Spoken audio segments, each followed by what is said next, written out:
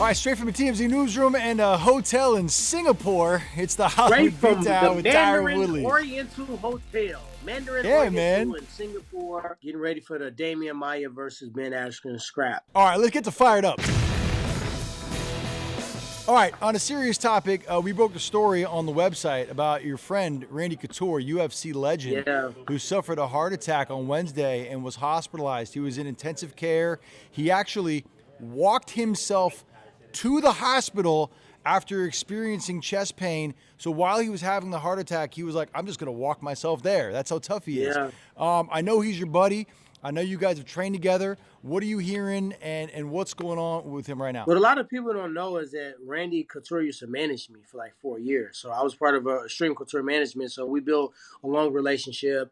And then I got the notice, was it a day or so ago? I got the notice that he was in the hospital and they were there with him. He was recovering. And basically, just like you said, only the natural Randy Couture would do something like that. The time that I've grappled with him, he has ungodly strength. You know, for his age, he just never really lost a beat. Like he's even still training now.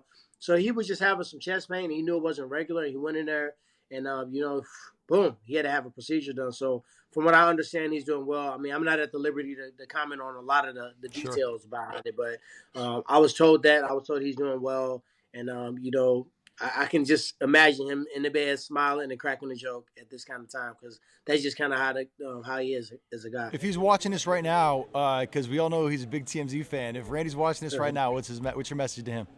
Hey, Randy, love you, brother. Hang in there. Take a deep breath. Relax. Breathe. Pressure bust pipes, man. You do so many things. And so many people are looking for you for support. And, you know, I know it's a lot of pressure and stuff with that. So just take this time to just relax and just take a deep breath, reflect, hug on some family members, get your son and your kids in there and just, you know, just take a load off for a minute. So I know you're in good hands. I tapped into the people that surround you, Sam, Jay Glazer. So, yeah, man, I'll see you soon. All right, now for the segment that Tyron came up with himself. It's called On the Real, though. I got to trademark that for somebody to slide and try to snag it. On the Real. The big news today everybody's talking about is Conor MaGregor had an hour-long press conference in Moscow. Did you see this thing at all? He called Khabib a professional butthole sniffer and said that if anybody wants to know how Conor's butt smells, just ask Khabib because he had his nose wedged up in there for several minutes during their fight. So we're talking about, okay, January 18th, we got a specific date with two opponents, and then after that, he's mapping it out, and that's what we would love to hear. The fans, I'll fight anybody, anytime. That's the recipe. He's mastered that recipe, and that's why he is where he's at. And you can't never hate on a man that's done what he's done, but at the end of the day, like, let's be real, he's never asked to fight me.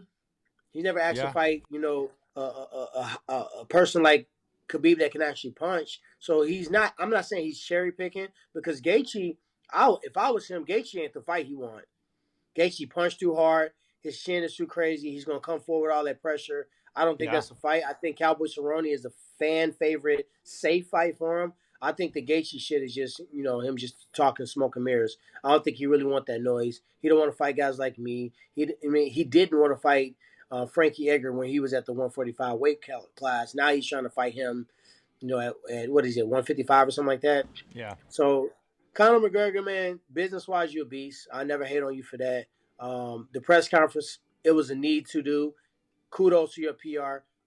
Perfect timing on that. And you know, that's what I got to say about that. Real quick, outside of Conor McGregor, take him out of the equation. What's the biggest fight on the horizon for the UFC in 2020? What are the big fights that you want to see that you think could be the big marquee fights of the year? I mean, to be honest, like, I'm willing to just stand on this. I think Israel is going to evolve into a star right underneath Conor McGregor. I mean, it's hard to deny him. He fights crazy. He has great IQ. He's tough. He's shown he can take punches. He's with the shit. He's going to talk shit in the press conferences. His interest was the best interest that we've ever seen in mixed martial arts. Yeah. Even when freaking Conor had a live musician playing in the top, it superseded that in my opinion. He's getting better with time. So for me, I like fights that excite me. I just talked to Israel earlier today. He had a burst attack in his knee that he was getting drained. Yeah, he had just some fluid on his knee. He was getting it drained. And I was like, man, what the fuck happened to your knee? He was like, I'm just trying to get some gains like everybody else, like joking about people on PD. He's like, no, I just had some fluid on my knee. But for me, it's like a respect thing. So if I can get in front of somebody like Carlos Condon and Robbie Lawler back in those days, that shit pumped me up, man. So Israel is that guy. I know talent from a mile away. I know star power from a mile away. He in the next 2 years will be right underneath Conor McGregor. All right, it's the time of the show where Tyron gets to punch someone in the face and pat somebody on the back. Who gets a pat on the back this week? Who do you like? Who did something you know into what? this week? This week, who did some clutch shit this week? Justin Wren is going to bat for the that kid with special needs that's getting bullied on the internet. Yeah, there's a 12-year-old boy with autism who was getting beat up at school, and Justin Wren tracked him down and has taken him under his wing and is like helping to save this kid. It's a really, really special thing. It's really great. I think we should give it up for Justin Wren this week, but we also got to give it up for my man Tony Hawk as well, right? Yep, for sure. A lot of people that are doing impactful things. I know that's something that's to you that's really important. So I think both of those guys get a pat on the back.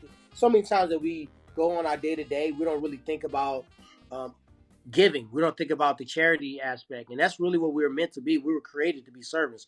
Our gifts, our abilities are not really even meant for us. They're meant to spread out, and if we all get in the habit of doing that, then we all would be okay. So got to give it out to them too right now. And then who get punched in the face is a good thing. Who get punched in the face this week? I'm punching that damn heart attack in the face to try to jump on my homie Randy Couture. Wherever you at, you tried the wrong motherfucker. So I'm punching the heart attack. They try to jump on my homie and my good friend, Randy Couture. Tell the people what to do, Tyron. Hey, if you guys are watching this on YouTube, make sure you subscribe to TMZ Sports. If you're on Facebook, slide over to TMZ Sports. Follow us. Watch this Hollywood Beatdown, more bomb-ass shows. And I don't even know where I'm at. My time zone's messed up. It's 4 in the morning here, and I don't know if I should go to sleep or step and keep working. So thank you guys. Appreciate the support, and we'll see you soon. Stay safe in Singapore. Don't get caned, and we'll see you when you get back. Cool. Amen.